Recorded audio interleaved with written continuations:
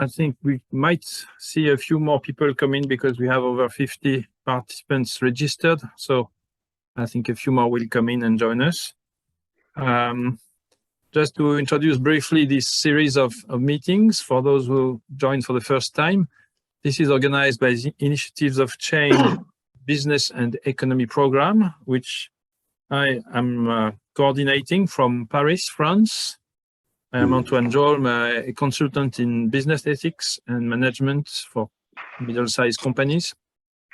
And I'm doing this pro bono work of coordinating for Initiatives of Change because I think this serves the same aim as the rest of my activity, which is to bring change in business and to focus the energies of businesses towards solving the needs of humanity.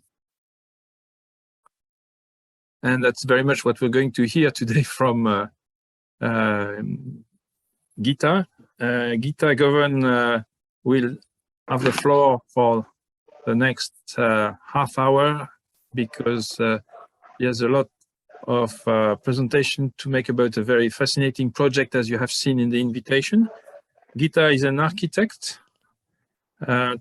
She's the current president of Africa 123, and she will tell us more about that. She has worked a lot on settlements and is passionate about sustainability and sustainable development. She's also passionate about giving people an inspiration to follow. And that's a common point with Initiatives of Change. This is what we want to achieve by sharing these experiences of various people through the series of meetings we've organized already for the last almost 2 years. And creating a sustainable development, making a fair and just world available to all. This is the ultimate aim of what we are doing. And in the spirit of Initiatives of Change, we will, after the presentation of Gita, we will split in small groups where a dialogue will take place between participants of 5-6 persons in each group, in order to listen to each other and to get acquainted with other people and their positions, their issues, and possibly share our positive experiences as well. And eventually we will all reconvene and be able to report from the groups very briefly and hear more from Gita in response to the questions or statements of the groups. So that's the program for today. And Gita, with no further ado, I give you the floor, and I think you will share a deck of slides. So we'll see Gita in a small window on the side and very nice slides in the middle. Thank you very much. Greetings, everybody, and thank you for attending. And thank you, ICB, for inviting me. I'm really honored. I'm going to share my slides and start talking. So I have been involved with a grouping of people in Cape Town and also conversations with people elsewhere around how we address this wicked problem of urbanization. Can you hear me? Yep. Yes. Yeah. This wicked problem of rapid urbanization in Africa. And as we worked on the development of a new extension to the city of Cape Town, we became aware that what we're working on is relevant actually to the rest of Africa as well. So currently we are working on a book called 3 Billion Strong Regenerative Smarter Bold African Cities. And that has helped us to really pull together everything we have learned over the last 30 years and also over the last 10 years, particularly looking at African city development. And I'm going to share with you some of the key points, some of the vexed questions, and I'm hoping that you can help us to progress our thinking and also check to see how we move forward. So very clearly, we do not inherit the earth from our ancestors, we borrow it from our children. And I want to start off by just saying that cities are the epicenters of human activity. They cover less than 2% of the Earth's land surface, but generate about 70% of GDP. and they house more than half of the human population, and that's growing.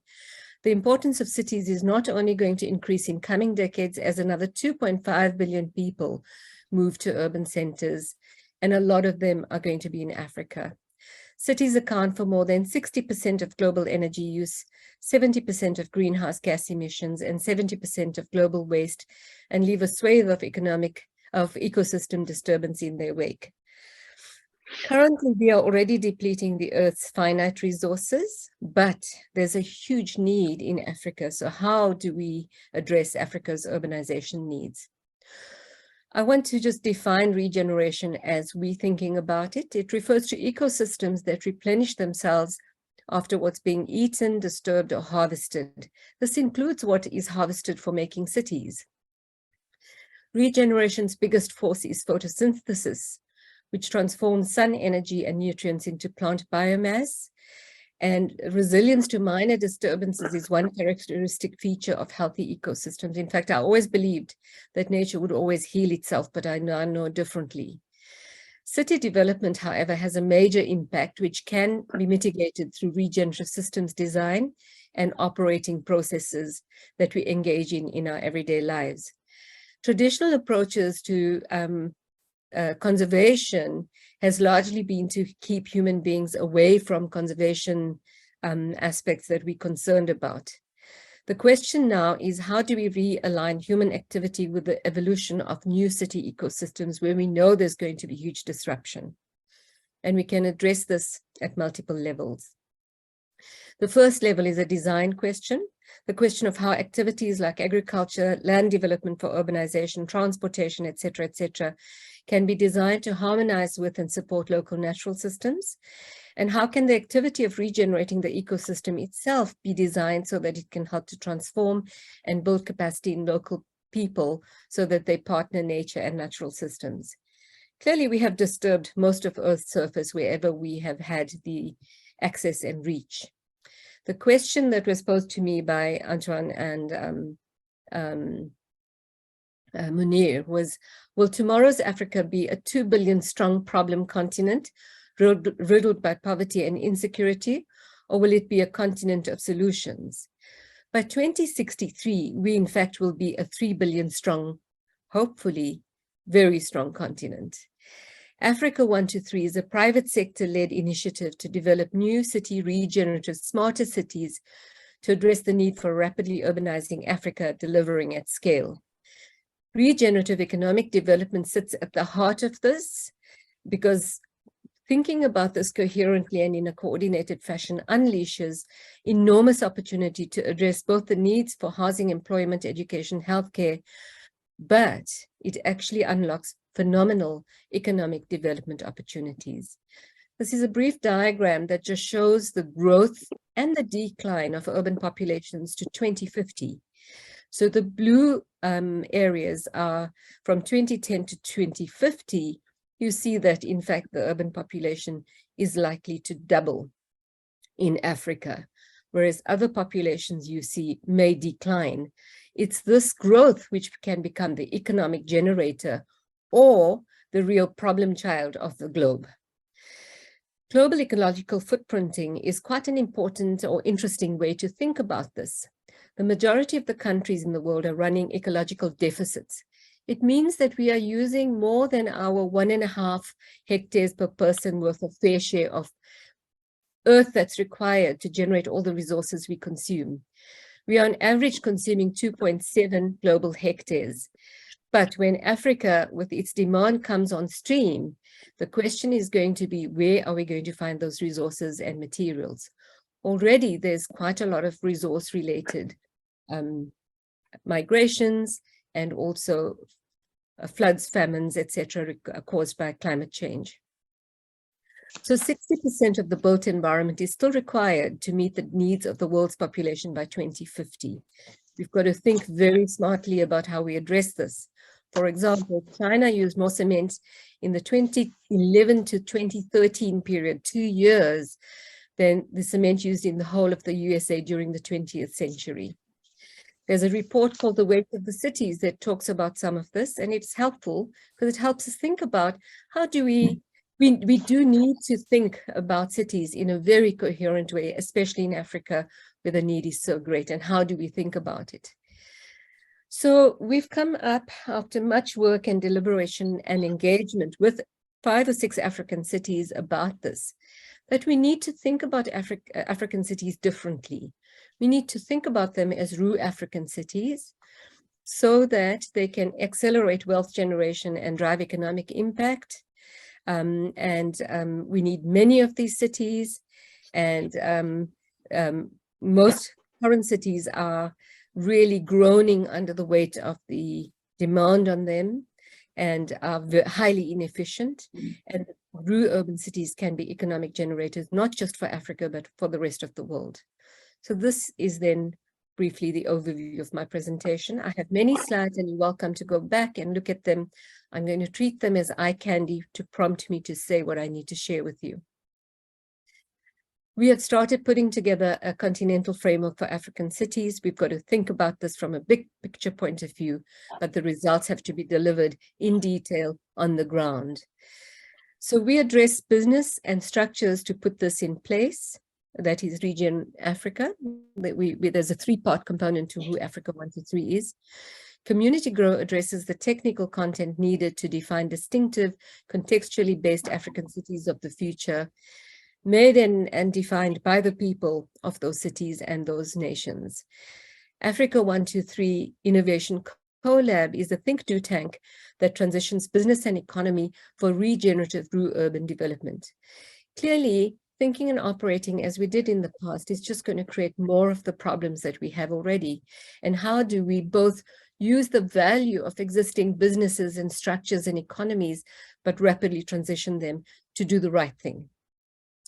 So the vision Africa 1 to 3 has is new African urban cities to bring together the best of African values and urban living opportunities to sustain families, communities, and cities as a network of opportunity-rich, inspiring cultural places connected to and adding value to existing cities and rural hinterlands.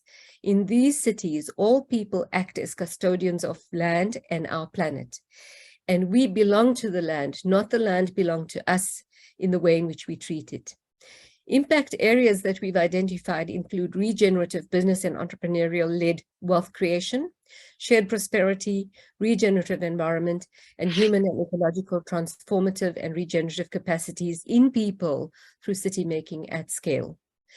Now, if you look at what's emerged over the last decade or more, is also the work done by the African Union and many related agencies at a continental level. And we are aligning to this to see how that supports how we can begin to converge some of these opportunities into city making. So the African Union Agenda 2063 is a shared strategic framework for inclusive growth and sustainable development, and a global strategy to optimize the use of Africa's resources for the benefit of all Africans. We belong in a global economy, and that's critical to how we also think through and work through our problems. The regional and continental frameworks are informed by some of these points that are noted here. I will leave you to read them. What's important is about Africans defining the solutions for Africans by Africans in partnership with the globe.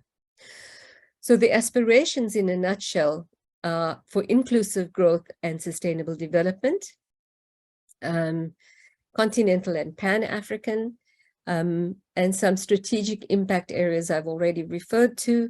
The indicators for wealth creation will be access to very basic things like electricity, water, GDP, industrial development, and we would add well-functioning settlements. Some indicators for sustainable environment will include, and these are critical measures, annual change in forest area, sustainable nitrogen management, terrestrial sites of biodiversity importance that we must conserve and regenerate, and freshwater withdrawal as a percentage of total renewable water resources. These are some of the projects that are on stream. There's a report that relates some of the progress on these projects. And what we're adding to this is that Africa 1 to 3 brings a synergistic and complementary catalyst to the above projects. So urbanization currently in Africa continues to outpace planning.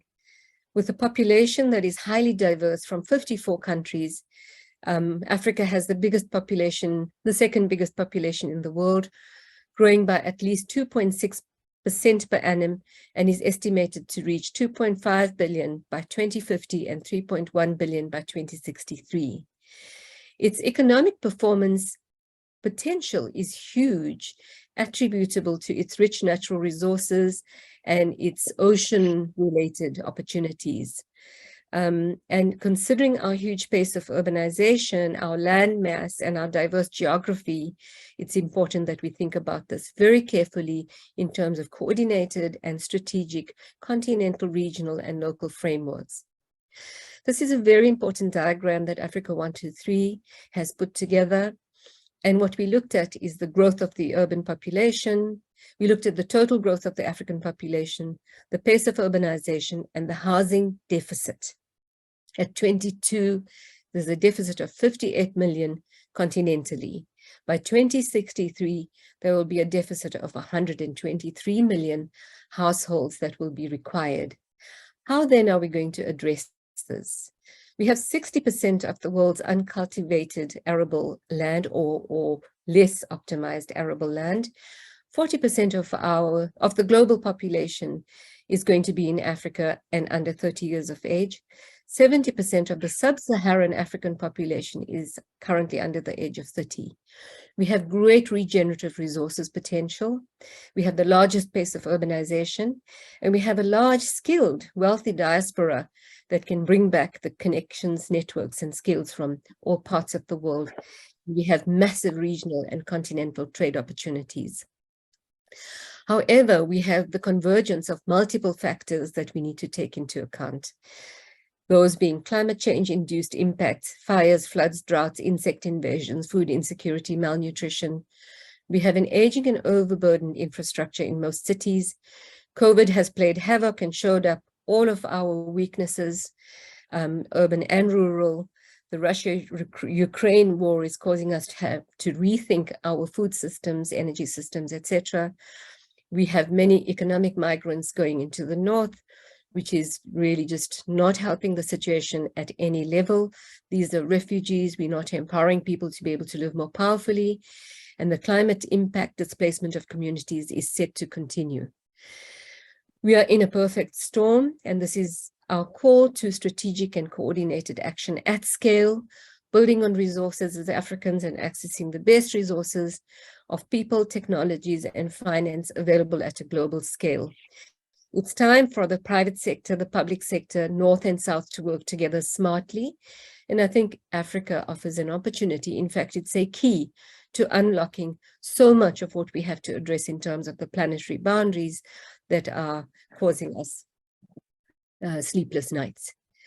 There's a bunch of new economic research that shows that there's huge economic potential in looking at how we think about this in terms of the green and regenerative opportunities, the investment potential, and the opportunity to not just think, but very rapidly emerge the new innovations and opportunities and converge them upon coordinated African development in Africa. I will leave you to read some of these numbers. They are very big. They have so many noughts that it's actually quite fascinating.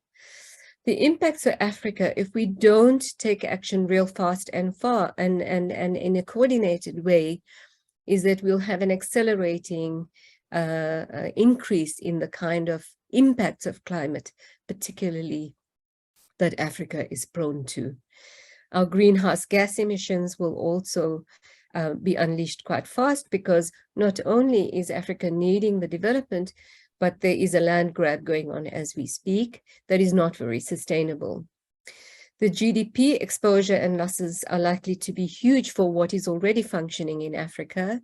It's likely to force millions of people into extreme poverty and further refugee status internally and externally, and high water stress will affect many, many countries. Now, climate adaptation funding could be a major measure, but I believe that direct investment with socially responsible business partners offers huge opportunity as well to finance what is needed and what could create opportunities.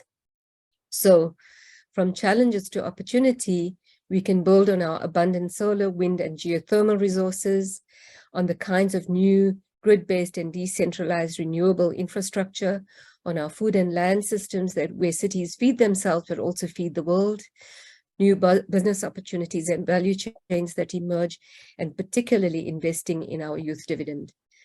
The food and land use opportunities quantified by various global reports indicate the value to be huge. This is of benefit both in terms of business investment, but also in terms of meeting some of the needs in various parts of Africa and the world. And some examples are already showing up where these investments have been made as to what this can unleash. So if we take climate change, we take food security, we take the high population, the need for urbanization, we can do a lot. So here we are, Africa 1 to 3, a smarter Africa is our commitment and our vision. So the idea is that we look at sustainable urbanization within a coordinated, sustainable framework. These are some images that we generated for how we address the need for African cities, especially the extension of a city in the Western Cape, of Cape Town in Western Cape. We developed the idea of using 6 pillars so that cities are not just about housing, they're about unleashing economic generation, economic development potential over a 20 or 30-year lifespan of the development of a city, through which find employment for each home that's generated. 2 or 3 long-term jobs can be created. Those then allow people to own homes, to have access to subsidized education and health. The regenerative ecology ensures that we do not run out of water, energy, waste, materials, and we protect biodiversity, and governance is key to how we drive this. This will be represented in our book called 3 Billion Strong, soon to be published, and we also captured this in our book, which we published 10 years ago, called 2 Billion Strong, which is available for a free download. We've brought to that thinking the notion of smarter, and this is where the urban city development came into place, where it stands for sustainability, modernization, agri-aquaculture, renewables, technology, economics, and urban. New cities have to be able to mobilize and unleash the potential of its rural hinterland. We talk about circular economies, which empower communities and really helps us to get the true potential, the true optimized DNA of the land that sits underneath us and all the resources that the way in which we think about water, soil, food, and forestry can help us unleash, and how we contain the impacts of mining and resource and materials generation. We talk about 18 dreams and 18 teams that address these as Africa 1 to 3, urban food and forestry, alternative building materials, construction and development, alternative building systems, funding and finance, waste and water, energy, traffic technology and control, public transport, and how these can all begin to work together through the city-making process, which we've defined in 3 broad steps. And we believe that if we can get everybody on board, there's enough potential to mobilize all of the skills available in Africa and elsewhere to get everybody busy in being part of the solution, so that we can design hopefully 123 new regenerative smarter built cities, and then begin to work on them in a coordinated fashion. Clearly, it's not all going to happen in my lifetime, but we're hoping that this framework helps us to think smartly and already begin to deliver some low-hanging fruits. I beg your pardon, this is one of the slides that got out of sequence. Tenure and life rights, business partners, funding and finance, hospitality, education, healthcare, ICT, and blockchain are some of the other elements that comes into place.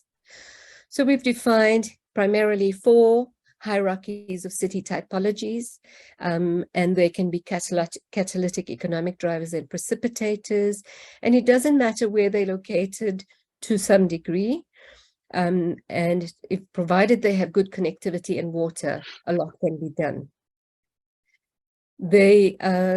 The population size of these typologies of cities will clearly be much larger in primary city satellites, secondary city satellites, or city regional satellites, which are the kinds of new city opportunities that we would like to create. The reason being that as we create those, they also generate the IP for what can be taken into existing cities. And then the rural urban cities allow us to create the magnets from which we can also mobilize the rural hinterland. The idea then is that as we begin to create the compact urban development, which clearly takes away from some of the food and forestable land, we replace it with intensive food and forest land use and urban and peri-urban ecosystems. So this is just a diagram to show that we would do this over the phasing of, say, 7 phases over 20 or 30 years as we deliver these cities. This is a dense diagram, and I don't expect you to read it, but what we're saying is the build as a usual urbanization and economic impact is not okay.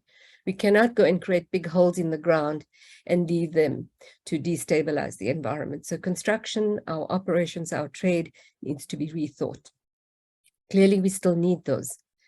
But if we think of the essential DNA of the land, which is already disturbed, and we talk about how we reduce the footprint so that everybody can have access to the global fair share of 1.6 hectares, which means the North will find a way of reducing, and the South will have to find a way of increasing its footprint so that it can have a safe level of consumption.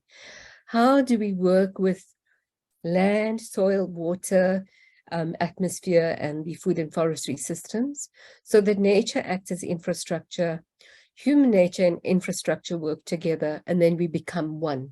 We become one in the regenerative rural-urban systems that we work through. So on the right are core concepts that informs that thinking from the ground up and from under the ground into the atmosphere. And on the left are the kinds of things that helps us to think about what we do, how we measure those, and how we move forward. I will leave you again to read the slides. There's a whole lot of work that goes behind it, and the work is yet to come. What is showing up through various studies is that the productive value chains that urban regenerative cities can catalyze can increase what is already there from current production to up to 155% increase in productivity. And if we do that carefully, we will not destabilize any of the critical earth systems. And again, this diagram on the left just helps us to summarize the kind of things that we do. And we're saying that there are the weight of the cities report, which is saying what is the sheer weight of product that we're going to need to build these African cities. There are 4 points that they highlighted: compact urban growth, compact urban blocks, distributed energy systems, human behavior awareness and control and usage, and how we manage the costs is key. And we add 2 more levers: rural urban agro-food forestry systems that particularly address the water systems underneath there, and the watersheds, and circular economy and industrial symbiosis. And we believe that if we think about these and build them into how we think about what we do, much can be done. We've taken those 18 dream teams, we've expanded them to 21, and we've clustered those into 8 sub-teams. These 8 sub-teams or groups allow us to think about the interactions between the delivery of all these things. So if I take number 3, for example, urban agriculture, food, forest, energy, water, sanitation, waste, public transport, education, health, etc. If those all work together, the sum of the parts is way greater than the whole. Equally, how we design right from the outset through to how we deliver even the operational resources and stuff we consume through the regional, continental and regional development frameworks can make a huge difference to how we think about Africa as a continent. And we believe that these 4 typologies of cities can create the location points for where some of this economic opportunity can be unlocked from. How we do this is by rethinking the local enterprise development, equity participation, job creation, and investment in education, health, and homes through regenerative cycles, where demand and supply are balanced. And we have procurement prescripts that says we're no longer doing business as usual. Our focus has to be environmental regeneration, social inclusivity, and community building, vocational training that supports the investment in youth and families and communities, equity and diversity, local development and innovation. And sitting at the heart of this is governance, sustainability, and regeneration.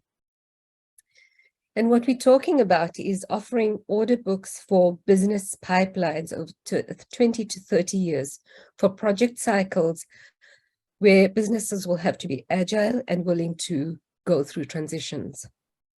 This is another framework that says on the left, we have the land uses, the urban transportation, watershed underpinning all of that, where we're looking at intracity, intercity, and connectivity to address the regenerative urban cities by design. On the right, we have the operations in terms of regenerative living, that business is investing in labor, human capital, regulatory environment services, and infrastructure, so that through this network, we create the future we want. And governance helps us to agree the rules by which we work, so that both the functional, the financial, the regenerative environment moves forward. This is how we think about structuring some of the regenerative procurement in an innovation ecosystem. We have various structures on the left. We have an innovation team. This is critical to how we think about what we do.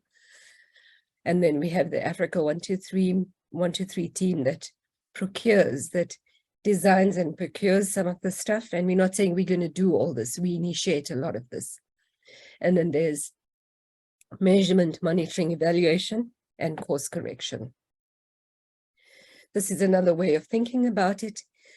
And there might be different processes we use, from innovation to build, operate, transfer, to qualify, commission, and operation in the lifestyle and operation cycles.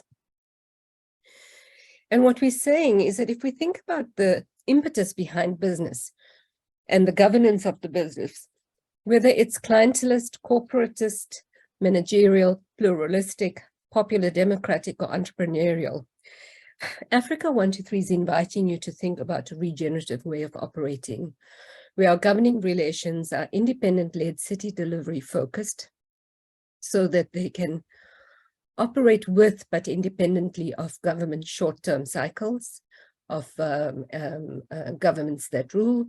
The governing logic is that we are future fit and hold systems. Our key decision makers are supported by very strong global advisory boards and local advisory boards, government, business, and entrepreneurs working together with academics. Our political objectives are paradigm shifting, and our correlations with the type of urbanisms is that we are focused on urban network, new city regenerative systems in the African continent. How it works is that we build collaborations, and this is particularly pertinent to water as a key aspect and resource. Rapid modeling, field testing for direct implementation. We've got to think, do, and work fast. Simulating and planning the future, multi-scale technology and AI-supported networked, spatially and temporally explicit scenario approaches. By that, what I mean is we've got to imagine the future by 2063 and work backwards, and then still leave room to course correct and improve as we move forward. Now, I'm going to pause here. There's a bunch of slides after this, and I'm going to flash through those. City regional clusters offer huge opportunities, and some of our cities will be located as satellites to these. There are, however, smaller cities that are located that can benefit from cross-border opportunities, but also primary and secondary connectivity opportunities, and all of these can be connected to global chains. So if you take the Western regions, for example, they are already plugged into global value chains with cocoa, cashew nuts, etc. But we can do much better than what is currently happening there. We have sought to align what we do with the 7 aspirations of the African Union Agenda 2063. We have separate scoring matrices that looks at the SDG goals, and the hi-fis can really be delivered through the city making over and above the infrastructure agenda that the AU is looking at. This was our book, 2 billion strong. And then if you think about the scale of what we're operating at, the continent of Africa has all these countries that can actually be fitted into it. So you can imagine the land area, the resource potential, and the business development potential, and the sustainability and regenerative unlocking that is possible. The AU has developed, divided Africa into 6 economic sub-regions, which are represented here. And these are some of the kind of guidelines that they offer with regard to the foci for these sub-regions. These are some of the kind of growth that have happened, the demographic growths that have happened over time in these regions. This is showing the growth that's still to come. This is from 1990 to 2030. And imagine that from 2030 to 2063, that growth is going to double. And this is showing some of the overlaps between these regional economic communities and how they operate. And I've purposely left these in because some of you may want to follow those up. Now, 60% of the world's arable land is in Africa. And this is the essential DNA. I'm not suggesting that this is accurate. It's just a representation. Then we can move from this to that in how we begin to think about our hinterland. And some of the kind of frameworks that we will have to borrow and the people will have to pull in are people who deal with bioregional thinking, with regenerative systems, food farming and forestry in how we look at this. This is a representation of the global footprint. It's alerting us to where we are using resources unsustainably and where we need to use more resources. This is just some idea about how we think about these watersheds, what they might look like. What you think you're designing now in 40 years is going to look very different.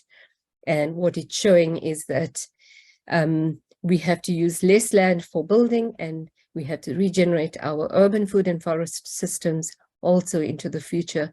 Otherwise, we will run out of even water as an essential ecosystem. Everything about our buildings and our urban environments must have multiple functions and uses. And we must be able to understand where our materials come from so that we grow them as we use them. And that is just a snapshot of what I have to share. I'm going to pause here now, and I think we can stop the share now. So I'm going to stop sharing and we can move on to the next session of discussion. I would ask you to think about, from a business point of view, how is this interesting and attractive to you? If you're involved in research and development, how could you contribute to this thinking? Do you believe it's possible to create a coherent set of thinking, doing structures so that we can unleash this huge opportunity and avert the perfect storm that we are heading into? Thank you very much, everybody. I will pause here.